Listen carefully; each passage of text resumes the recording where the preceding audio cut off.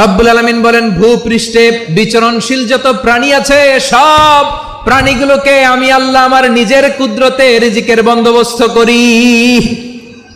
এই প্রাণীগুলো কোথায় থাকে, কোথায় যায়, সব জায়গায় আমি রিজিক পৌঁছে দেই। রিজিক কেউ দিতে পারে না, রিজিকের মালিক কে? রিজিকের মালিক তিনি আল্লাহ। এজন্য আল্লাহ তাআলা বললেন, ওয়ারাযাকনাহুম মিনাত তাইয়্যিবাত। এরপর আল্লাহ বললেন, ওয়াফাদ্দালনাহুম আলা কাসীরিম মিম্মান খালাকনা তাফদীলা। আমি যত প্রাণী সৃষ্টি করেছি সকল প্রাণীর মধ্যে মানুষের মর্যাদা শ্রেষ্ঠত্ব আমি দিয়েছি। সুবহানাল্লাহ পড়েন।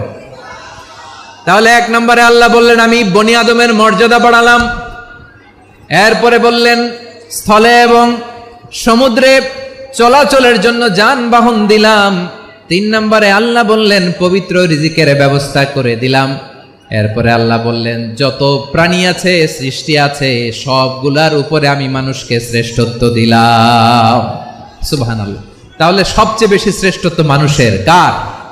মানুষের। শুধু তাই নয় প্রিয় ভাইরা, আকাশ এবং জমিনে যা কিছু আছে সবকিছু মানুষের জন্য, মানুষের কল্যাণে, মানুষের প্রয়োজনে, মানুষের বশীভূত করে সৃষ্টি করেছেন কে?